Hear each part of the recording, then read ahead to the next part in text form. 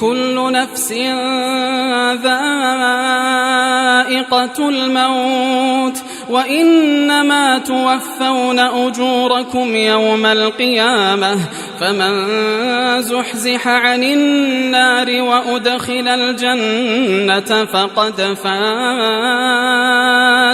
وما الحياة الدنيا إلا متاع الغرور.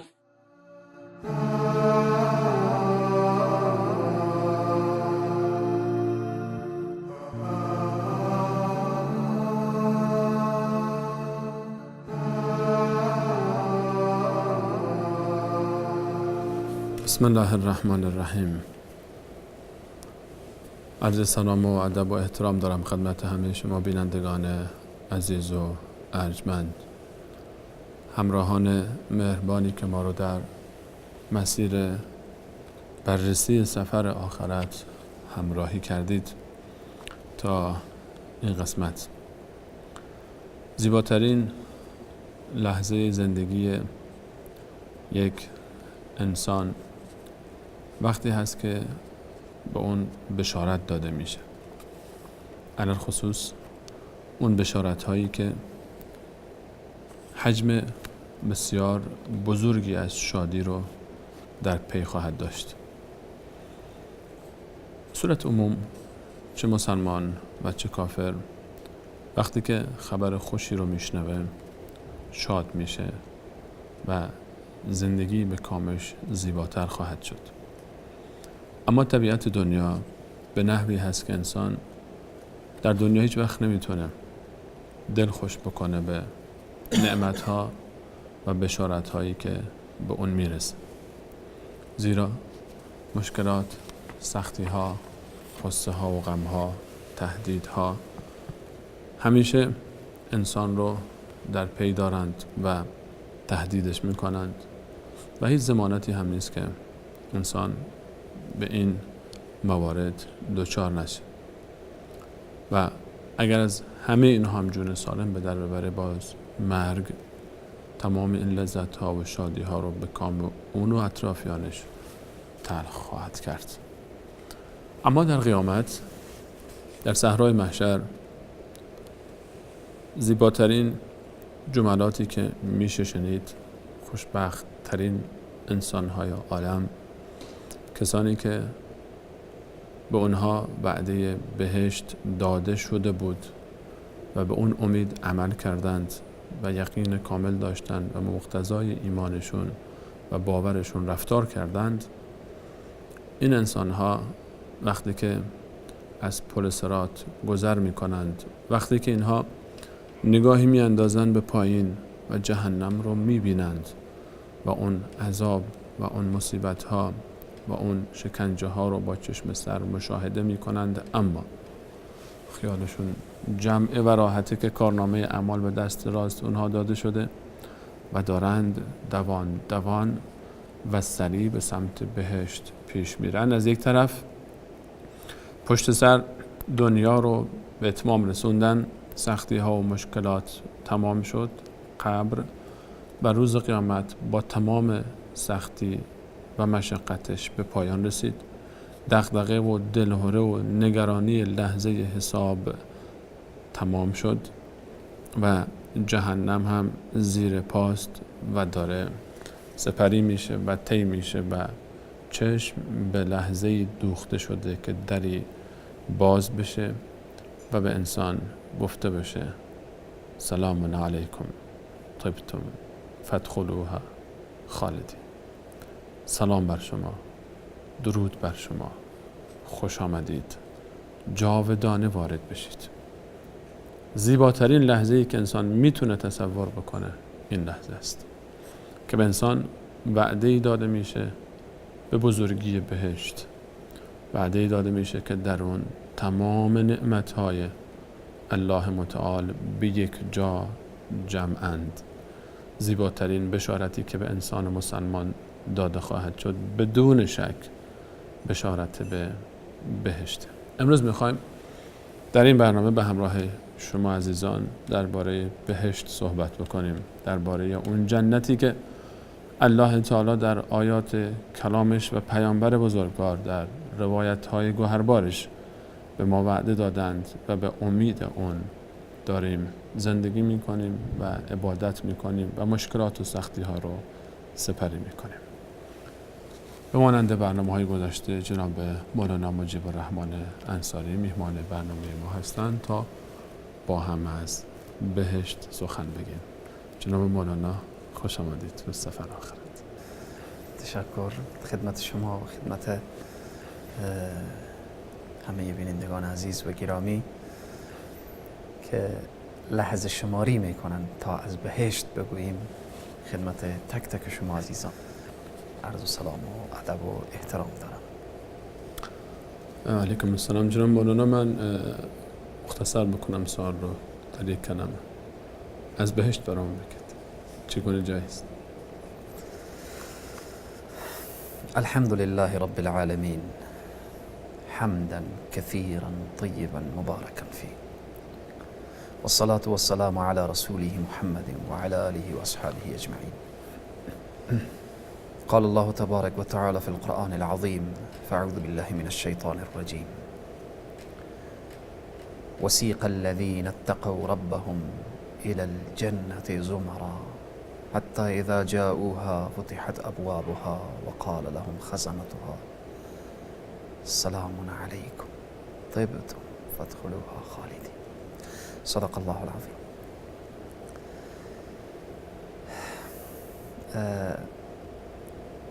جناب استاد سلیمانی عزیز، سخن از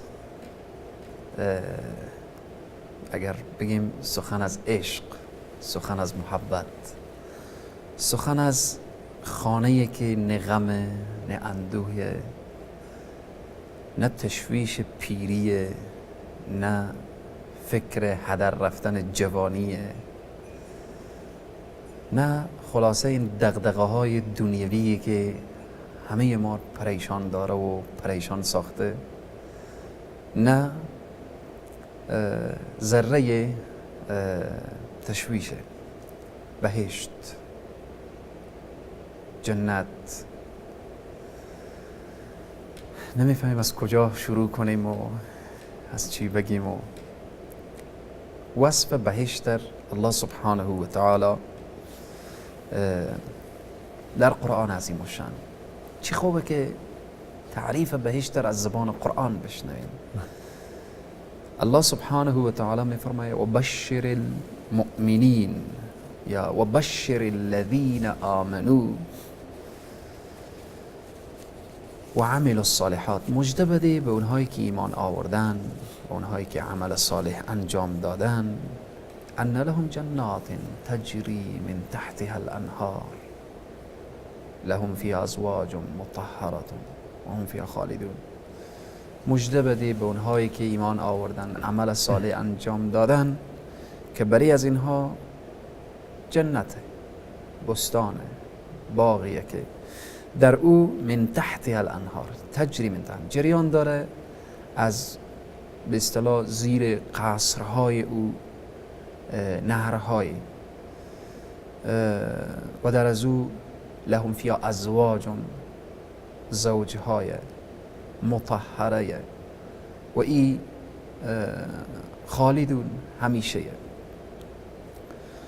در این آیه مبارکه وصف بهشت در الله سبحانه و تعالی چنین بیان میکنه که ای باغ و ای بستان و ای جنت که ای نهرها جریان داره، ای اولا چند روزه هست، چند ساعته هست.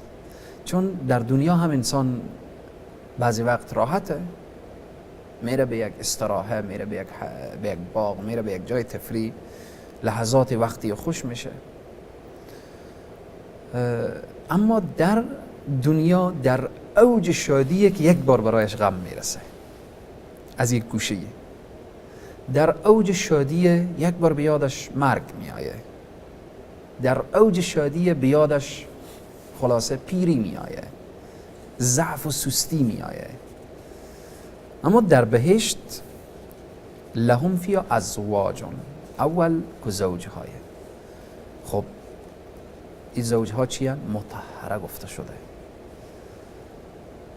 اینا پاکن، ظاهری و باطینی پاکن. یعنی از لحاظ ظاهرا به او عادت ماهواره که زنهای دنیا قرار میگیرن، زنهای بهشت قرار نمیگیرن، پاکن. از لحاظ بزاق لعاب دهن، خب مرد و زن در دنیا خلاصه طبیعتاً پاک موجود، طبیعت زندگی انسان، طبیعت جسم اما انسان، طبیعت در بهشت از هر عیبی از هر عیبی پاک، زیباترین صورت، زیباترین اخلاق اینها. خب لهم فی ازواج مطهرتون. خب اگر این نرهام باشه و بالاخره که در آیه مبارکه که گفته شده و بشر الذین آمنوا و عملوا الصالحات ان لهم جنات تجری من تحتها الانهار كلما رزقوا منها من ثمرة رزقا قالوا هذا الذي رزقنا. و از این میوه هایی که تو بخور و استفاده بکن. نکات اینجیه که خب میوه بخور و گفته میشه او تو بی متشابه ها، ما از این میوه در دنیا خوردیم، خب گفته میشه نه این شکلیونه قیافیونه تو بخور. مفسرین دو توجیه دارن، یک توجیه اینه که اویی که در دنیا دیدی فقط رنگ و پوستی و شباهت داره ولی طعم و مزه بچیش، وقتی میچیشه که واقعا دیگه طعم و لذتی داره. و بعضی از مفسرین میفرمایند که در بهشت همان میوه، مثلا اگر نام بگیریم از میوه ها، اگر انار یا انگور، هر لحظه‌ای که در بهشت برای انسان آورده میشه یک طعم خاصی داره. وقتی برای از او مثلا این لحظه انگور آورده میشه یا عنب به اصطلاح که میگیم یا دیگه میوه‌جاتی که هست، بعدن که آورده باشه میگم این قبلا خوردم او تو بیه متشابه، میگن نه این فقط یک مشابهت داره. میگه اموته که بهشت پایان نداره، از همون جنس میوه اگر تا به ابدالابد هم طلب بکنه فقط مشابهت هست در رنگ و پوست، طعمی و لذیذتر و شیرینتر و بهترتر. خب همه خوردنی ها باشه، آشامیدنی ها باشه، خب طبیعتا اگر جنسی رو در کناری نباشه، به اصطلاح معشوقی رو نباشه، همدم و مونس نباشه، خب خستگی پیدا میشه. نه، ازواج مطهرم در کنار هست. اگر همه خوردنی ها، نوشیدنی ها، همه لذت ها باشه و یه همدم و مونسی هم باشه و به فکر بیفته که این صبح و روزی تمام میشه، باز هم برای از فرحت و خوشحالی نمیمانه. چون لذت های دنیا پایان داره. همین که بعضی وقت میگم امو لذت دنیا، امو شادی دنیا غمه، به این واسطه که بهم اوج شادی که انسان باشه یادی میایه که روزی ای پایان میابه و روزی مرگ به سراغ میرسه. خب انسان مایوس میشه از امو لذت و شادی که میبره که چرا ای پایان میابه. اما در بهشت وقتی که همه خوردنی ها، همه لذایز هست و ای همدم و مونسی در کناری نشسته هست، چیزی که خیلی مهمه خالدونه، ای برای همیش هست، همیش. آیه دیگر الله سبحانه و تعالی در سوره فصلت اشاره میکنه ان الذين قالوا ربنا الله ثم استقاموا تتنزل عليهم الملائکه. کسانی که میگن پروردگار ما الله هست و استقامت میکنن، یعنی استقامت چی؟ یعنی می دنیا رو متوجهن، دنیا مشکلات خورداره، مصائب خورداره، رنج خورداره، در مقابل داعی الله، یعنی اگر مشکلاتی میبینن در عرصه های مختلف اینا صبر میکنن و الله سبحانه و تعالی در او چیزی که در تقدیرات از اونا رقم زده صابرن. تتنزل علیهم الملائکه، برای اینا ملائکه نازل میشه که برای از اونا میگه الا تخافوا ولا تحزنوا، برای از اینا گفته میشه که شما اندوهگین نباشید، این دنیا تیر میشه، این مصائب و مشکلات میگذره و این رنجی که شما دارید، مصیبتی که دارید، یا این مشقتی که شما میکشید از اثر عبادت، اینا میگذره. الا تخافوا ولا تحزنوا و ابشروا بالجنه. ملائکه مژده بهشت میدن، بشارت بهشت میدن. و ابشروا بالجنه التي کنتم توعدون، به او بهشتی که هر چی که شما بخواهید به شما داده میشه، هر چی که شما بخواهید. ادامه آیه میفرماید بهشت چگونه هست و چگونه جایگاهیه. ولکم فیها ما تشتهی انفسکم. الله سبحانه و تعالی میفرماید که این ملائکه که بیاین الا تخافوا ولا تحزنوا وابشروا بالجنه التي کنتم توعدون، چی میگن؟ نحن اولیاؤکم فی الحیات الدنیا و فی الاخره. ما دوستان شما هستیم. دوستی با ملائکه، ما دوستان شما هستیم. در کجا؟ در دنیا و در آخرت ما همراه شما. ولکم فیها ما تشتهی. وقتی که شما در بهشت برسید، چنان بهشتی که آنچه که نفسهای شما اشتها داشته باشه. این نکته خیلی نکته مهمیه. در دنیا از چیزای حلال نفس انسان اشتها داره به انسان میسر نمیشه، چی برسه که اگر یک نفس اشتها پیدا کنه به حرام، نعوذ بالله من ذالک. چه بسا که شاید پادشاهی هم باشه، پادشاهی هم باشه، پادشاه دنیا نمیتونه به او ولکم فیها ما تشتهی انفسکم، او چیزی که اشتها داره به او برسه. مریض احیانا پرهیز غذایی داره، دکتر بند میکنه، خیلی دلایل زیادی میتونه داشته باشه. ولی در بهشت گفته میشه ولکم فیها ما تشتهی انفسکم ولکم فیها ما تدعون. آنچه که نفسها اشتها داشته باشه و آنچه که شما بخواهید، تدعون. من همیشه ایراد میکنم که در وقتی که از یک جای بیترین دوست ما رو دعوت میکنه، یا مثلا کسی کارت دعوتی رو میفرسته، اولین چیزی که انسان نگاه میکنه که کی دعوت کرده، کدام شخص. وقتی که ببینه که بیترین دوست از این دعوت کرده، چقدر خوشحال میشه، چقدر واقعا مسرور میشه. الله سبحانه و تعالی که بندگان خود دعوت کرده به بهشت و کلام پروردگار نامیه که از جانب الله سبحانه و تعالی روان شده که من تو دعوت کردم. الله سبحانه و تعالی میگه ای انسان، این کارت و آدرس هم داخل از اینه و متوجه باشی که سر راه شاره های دیگری و طرق مختلفیه، نری اشاره زده ای سمت ای سمت ای سمت، به این طرف نری. و ان هذا صراطی مستقیما، راست بیا تا به من برسی. و به اینجی خیلی نکته جالبیه که میگه در اخیر ولکم فیها ما تشتهی انفسکم ولکم فیها ما تدعون.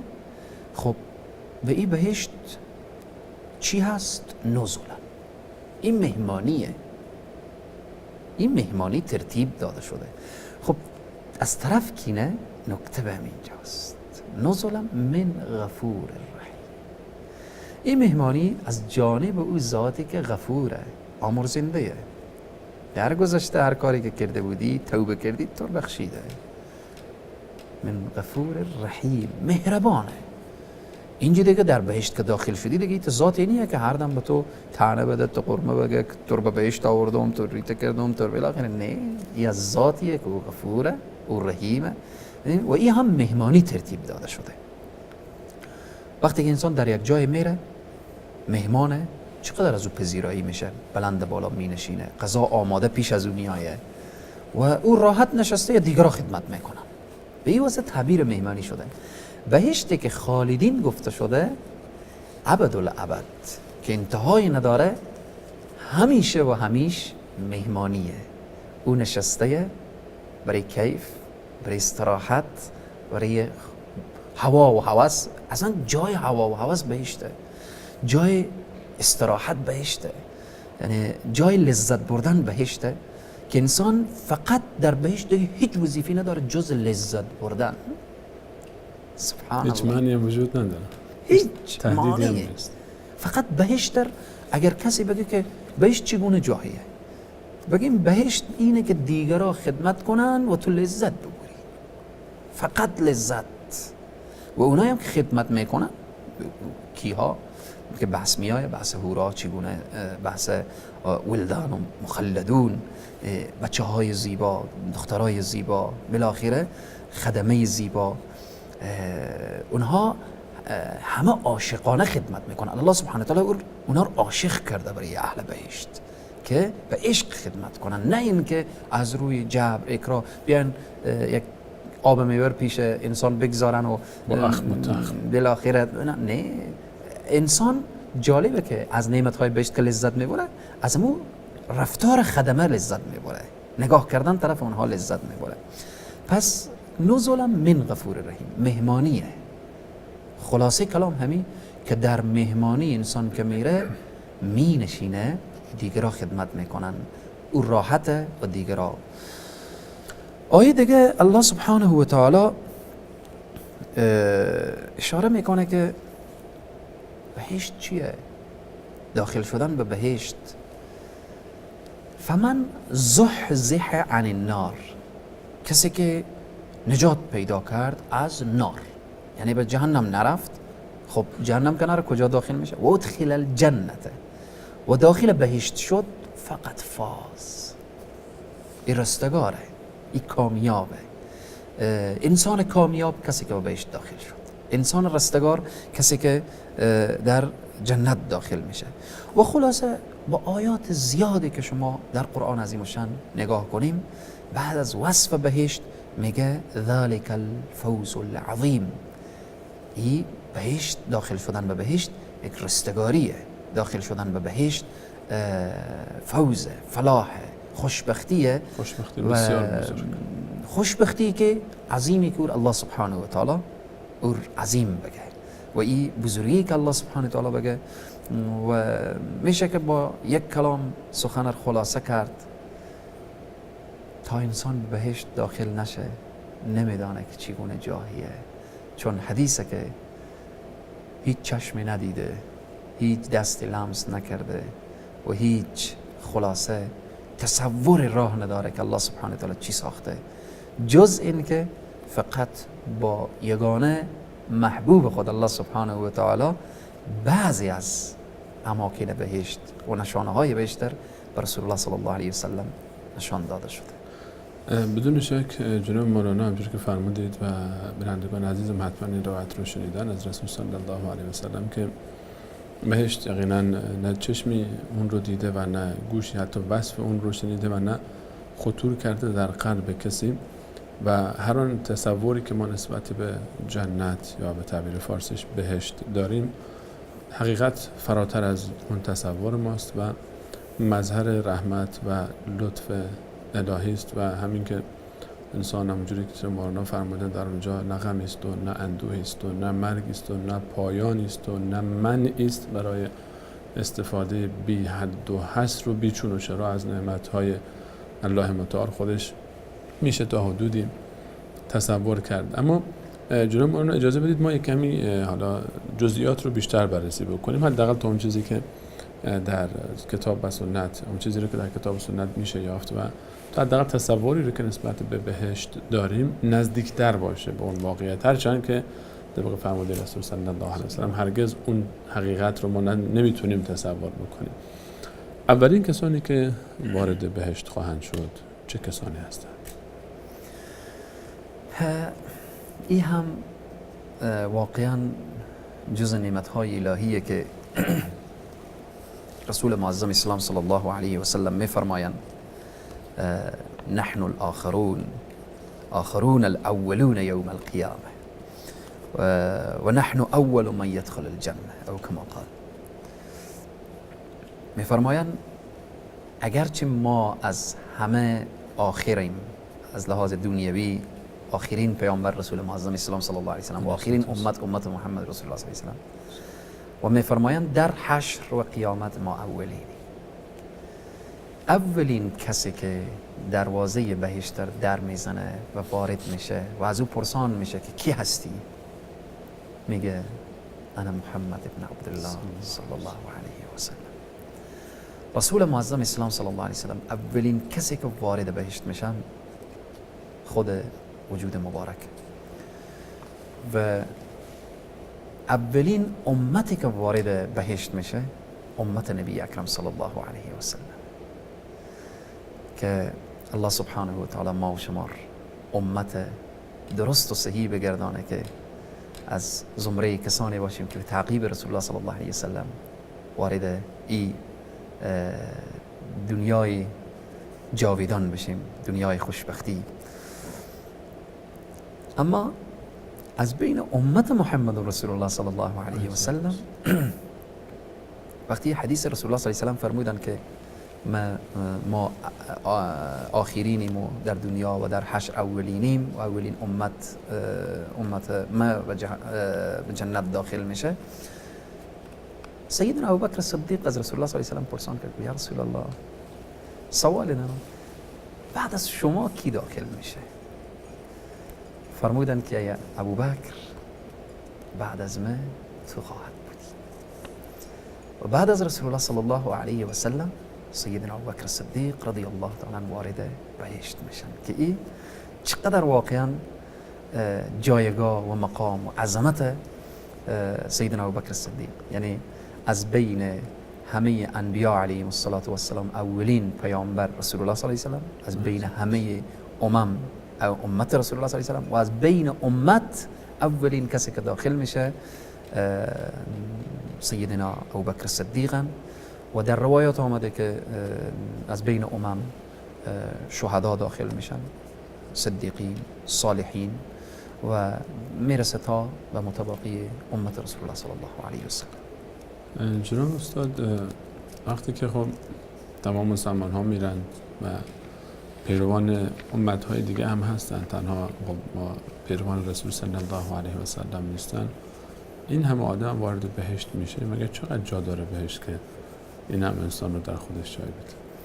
اونم تازه با اون توصیفاتی که ما شنیدیم، خب یک خونه 400-500 متری که نمیدن به هر حال به هر بهشتی، و به حالی که باغی باید باشه، ویلایی باید باشه، و چقدر فضا هست برای کلا فضای بهشت و برای هر انسانی که وارد میشه اون خوش نصیبات چقدر فضا داده خواهد شد. اولا در آیات ما و شما میخوانیم که الله سبحانه و تعالی میفرماید وسیق الذین اتقوا ربهم الی الجنة زمرا، هنگامی که سوق داده میشن اهل بهشت به طرف بهشت گروه حتی اذا فتحت ابوابها، تا اینکه باز میشه دروازه ها. از آیات زیادی معلوم میشه که بهشت دروازه داره و صراحتاً هم در روایات آمده که چگونه دروازه ها داره. در آیه دیگر الله سبحانه و تعالی میفرماید که جنات عدن مفتحة الابواب، دروازه های بهشت باز میشه و گشوده میشه. و آیات زیادی خلاصه در این مورد داریم. در احادیث پیامبر اکرم صلی الله علیه و سلم میفرمایند وللجنة 8 ابواب، بهشت 8 دروازه داره و هر دروازه از خود نامی داره، هر دروازه از خود نامی داره که میفرمایند فمن کان من اهل الصلاة دعی من باب الصلاة، کسی که اهل نماز باشه از باب صلات، بلند باب نوشته باب الصلاة، دروازه نماز.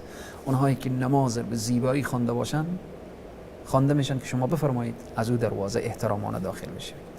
و همچنین کسی که اهل صدقه باشه، باب الصدقه گفته شده، از باب صدقه داخل میشن. و کسانی که باب جهاد، به جهاد پایبندی خوب و درست و کاملی داشتن، از باب جهاد داخل میشن.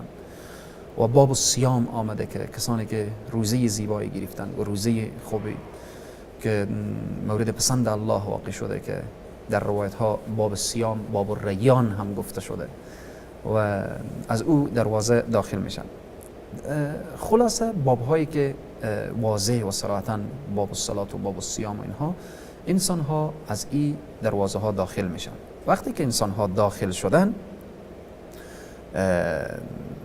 خب جنت که پرسان کردیم که این همه جا میشن، یعنی خب چیز واضح و مسلمیه که او الله سبحانه تعالی رحمت برای انسان ها، جای راحت، جای استراحت. من فقط به یک آیه و یک حدیث اشاره میکنم. الله سبحانه تعالی میفرماید که عرضها كعرض السماء، پهناور بهشت به اندازه زمین و آسمانه. این زمین و آسمان که مثال داده شده، یعنی پیش ما انسان ها بالاترین وسعت زمین و آسمانه. بیشترین تصوری که ما تصوری داریم دیگه از ما وسعت همین هندسه است. تصوری که انسان ها دارن همینه، ولی الله سبحانه و تعالی این رو به واسطه که انسان ها بفهمن و بدونن، ولی شاید از این خیلی بیشتر و بیشترتر باشه. در حدیث رسول معظم اسلام صلی الله علیه و سلم میفرمایند که شخص بلند میشه با او قصری که داره در بهشت، خب بلند میشه پشت بام قصر نگاه میکنه که پشت از یک قصر مجللتر و زیباتره. یا الله این از کی است؟ همون خدمه ای که هستن و بالاخره میگن اینا به شما تعلق داره. خب باشه ببینم. میره بالاخره میبینه، باز میبینه در کنار از این زیباتر از این از کی است؟ این هم از تو است. یک چند تا کی میره؟ یا الله تا کجا از ما است؟ یک نفر گفته میشه که تا جایی که مد البصر، چشم تو کار میکنه همه از تو هست. اسب سوار بشو و بگرد بچرخ و بالاخره این جای این نیه که تو یک لحظه فکر بکنی که این تا این قسمت از ما است.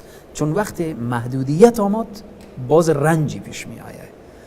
در بهشت اینها برداشته تا چی سرحد از من، تا چی سرحد از تو، و بالاخره نه جای از این نیست که اختلاف بیایه، کدورت بیایه. بالاخره حدودی وجود نداره. حدودی وجود نداره. کسی که در دنیا حدود الهی رو رعایت کرده در اون دنیا دیگه حدی براش نیست. چون ولکم فی ما تشتهیه دیگه آزاد هسته. اینجا خودش اسیر کرد در احکام الله تعالی، اونجا دیگه آزاد اسارت در برداشت نعمت های الله تعالی. ولی اگر اینجا اسارت برداشت و حدود شکست، اونجا اسیر، اونجا دیگه اسیر میشه، اسیر بسیار خطرناک. به اینه که الله سبحانه و تعالی پهناور بهشت و انهار نشان میده. خیلی ممنون جناب مولانا. وقتی از بهشت صحبت میکنیم وقت انگار خیلی سریعتر میگذره. ما وقتمون در این برنامه به پایان رسید و دوست داشتیم بیشتر میشنویدیم از بهشت نشان رو برای برنامه بعدی. صحبت پایانیتون با بینندگان هست. سخن آخر اینه که ای الله ما و همه بینندگان از جمله اهل بهشت بگردان. موفق باشید. خدا نگهدارتون. آمین. تشکر میکنم از شما بینندگان عزیز و ارجمند که ما رو یاری کردید تا این لحظه و انشاءالله ادامه موضوع رو به برنامه بعدی موکول خواهیم کرد. تا برنامه بعد همیشه عزیزان رو به الله متعال می‌سپارم. الله یار رو نگهدارش.